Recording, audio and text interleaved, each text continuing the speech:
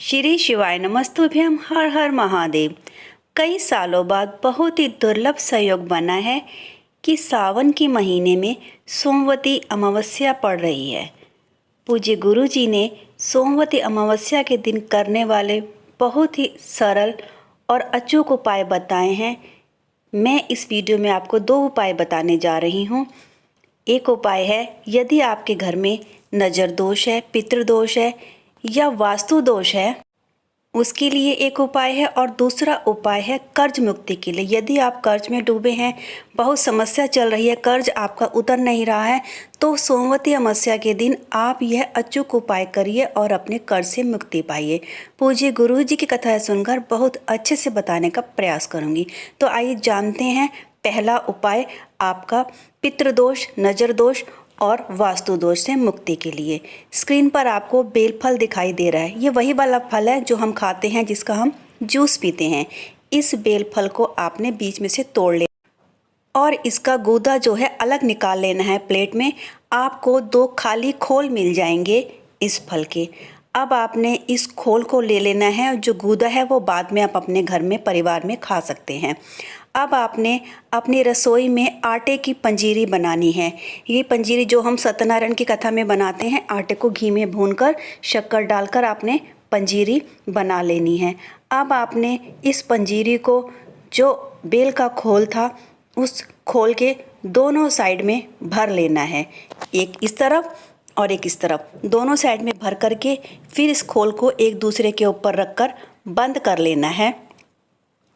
फिर आपने इस खोल जिसमें आपने पंजीरी भरी है, बेल फल को उठा करके अपने पूरे घर में घूम लेना है। आपके घर में जितने भी कमरे हैं, बरांडा है, सिर्फ बाथरूम को छोड़ करके आपने अपने पूरे घर में इस बेल फल को लेके घूम लेना है। श्री शिवाय नमस्तुभ्यम का जाप करते रहेंगे और पूरे घर में आप इस बेल फल को, जिसमें कि पंजीरी भरी है, घर में चक्कर लगा लेंगे। फिर आपके घर में जितने भी सदस्य हैं, चाहे वे बूढ़े हैं, चाहे वे वृद्ध हैं, कोई भी जो आपके घर में है, उन सब से उस बेल फल को छुआ लेंगे, टच करवा लेंगे।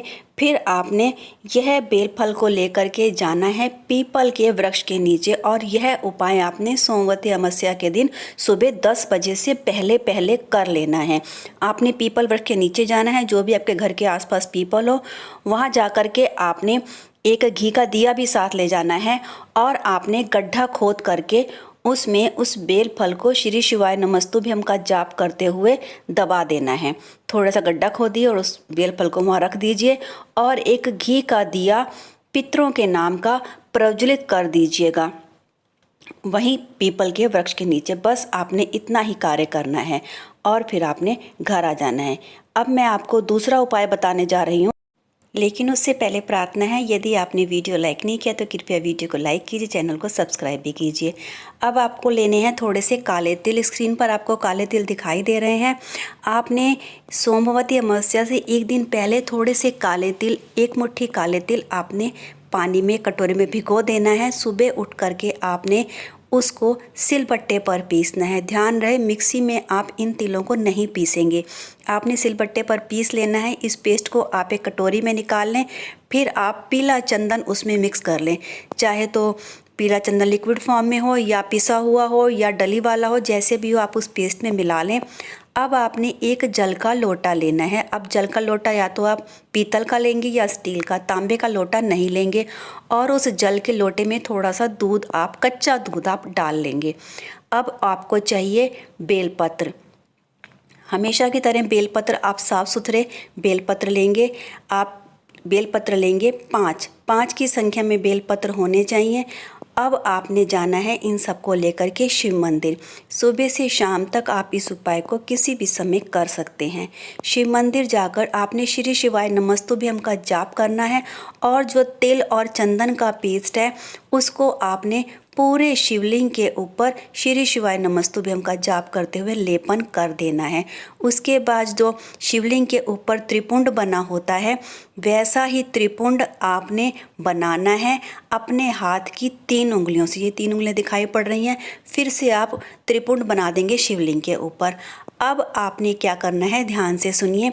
अब जो आप जल का लोटा लेकर गए हैं, उस जल के लोटे को श्री शिवाय नमस्तुभ्यम का जाप करते हुए शिवलिंग पर अर्पित कर देंगे। धीरे धीरे अर्पित करेंगे लोटे को के जल को।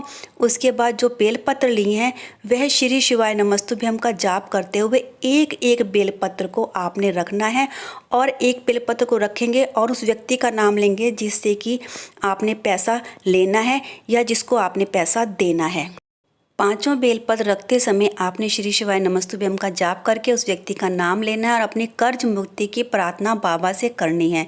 पूज्य गुरु जी कहते हैं यदि ये उपाय आप सोमवती अमावस्या के दिन जो कि सावन में पड़ रही है कर लेते हैं तो बाबा चाहेगा तो आपका जो भी कर्ज है वह इसी सावन में उतरना शुरू हो जाएगा।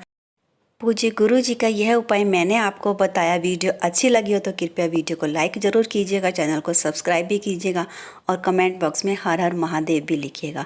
हर हर महादेव।